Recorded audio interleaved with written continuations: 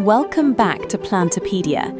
In this practical master companion guide, you will learn exactly how to select a healthy Monstera Deliciosa, set it up in the correct environment, and maintain a precise care routine to ensure it thrives and develops large fenestrated leaves. In this video, we will cover 5 practical areas: nursery selection and initial home setup, light placement and window orientation, soil and drainage requirements, watering and nutrition logic, and long-term growth optimization, including support structures. When purchasing, inspect the stems. They should be thick and rigid. Mistake 1, buying plants with yellowing leaf edges or small heart-shaped leaves without holes. Solution: select a specimen that already shows fenestrations, splits, and has deep green, glossy foliage.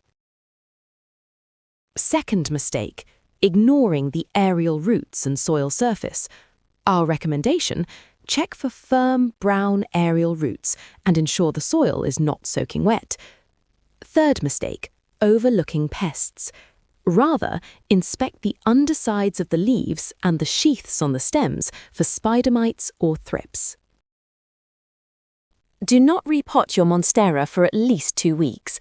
These plants are sensitive to environment changes. Place the plant in its intended permanent location and monitor it. If the plant was shipped, it may need a few days of lower light before being moved to its final bright spot.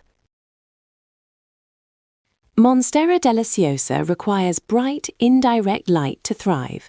A common first mistake is placing the plant in low-light corners. Rather, position the plant in an east or west-facing window where it receives soft morning or late afternoon sun. Another common mistake is keeping the plant too far from the light source. Rather, place the pot within 1 to 1.5 meters, 3 to 5 feet, of a bright window. Also, do not expose the plant to harsh midday south-facing sun. What we recommend is to use a sheer curtain to diffuse the light to prevent sun scorch or bleaching of the leaves. Observe the growth pattern. If the stems become leggy with long gaps between leaves, the light is too low.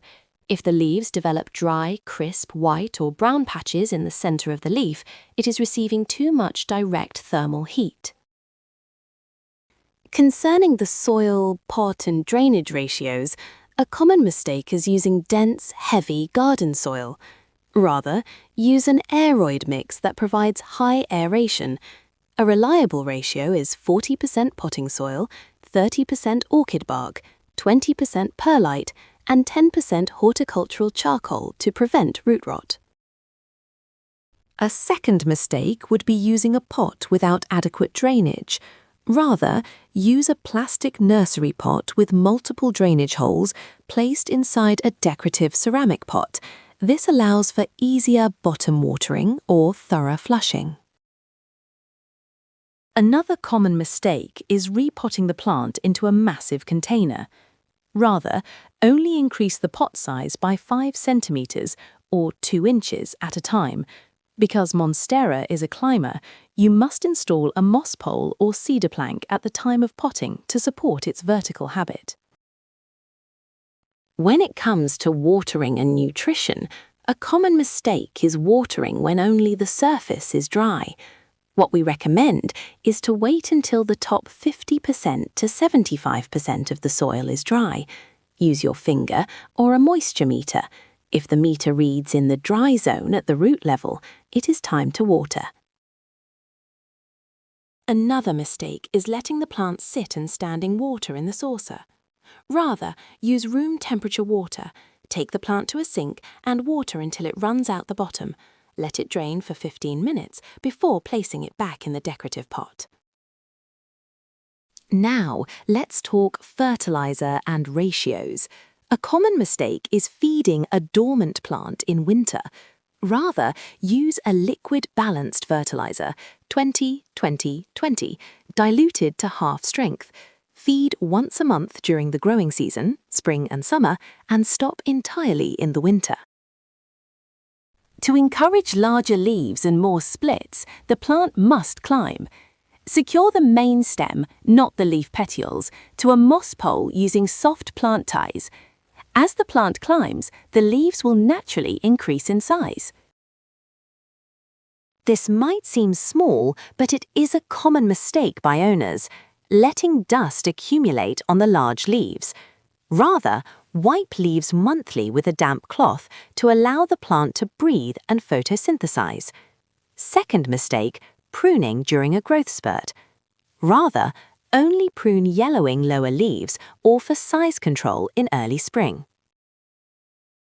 Now, here are the 3 essential tools you'll need for your Monstera Deliciosa: a sturdy moss pole for support, a moisture meter for precise watering, and a soft microfiber cloth for regular leaf cleaning.